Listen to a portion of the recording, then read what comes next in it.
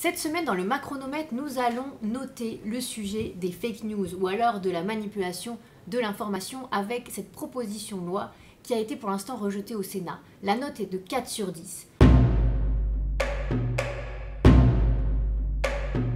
Cette proposition de loi, en fait deux lois, une loi organique et une loi ordinaire, va complexifier énormément la lutte contre les fausses informations, alors qu'il y a déjà une loi qui date d'il y a très longtemps, la loi sur la presse de 1881, qui punit de 45 000 € d'amende une fausse information, la diffusion ou la reproduction d'une fausse information. Là, on va rentrer dans quelque chose de très très rapide. C'est ce que souhaite d'ailleurs le gouvernement. Pourquoi est-ce qu'ils ont décidé de légiférer sur ce sujet? Parce qu'il y a eu des rumeurs pendant la campagne électorale de la présidentielle de 2017, notamment des rumeurs concernant le candidat Emmanuel Macron, par exemple sur des comptes à l'étranger. Bon.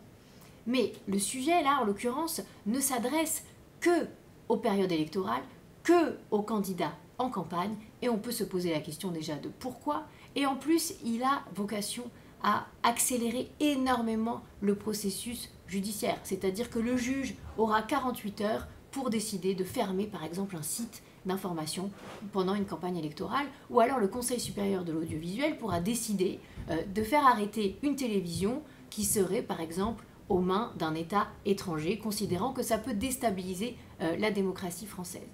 On rentre dans un champ qui est un peu inédit pour la France, avec beaucoup de difficultés à la clé, beaucoup d'instabilité, beaucoup de complexité. Est-ce que le juge pourra vraiment décider en 48 heures si c'est vraiment une fake news ou si c'est pas des fake news?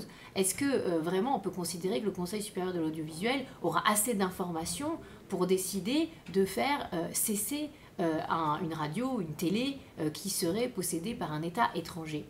Là, la jurisprudence va être extrêmement compliquée.